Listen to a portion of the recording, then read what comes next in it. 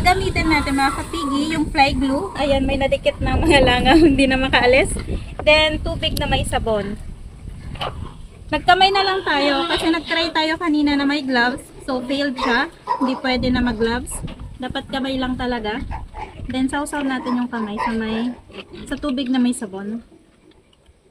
Then, tsaka tayo kumuha ng small amount ng fly glue.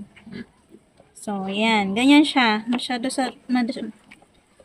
talaga siyang madikit. Ayan. May langaw na dito. Kaya hindi na siya nakaalis. Natrap na siya. So, bilog-biligin na lang natin mga kapigi. And then, saka natin ilagay dito. Kanina naglagay na kami. Meron ng isang natrap. Ayan o. Hindi na siya nakaalis.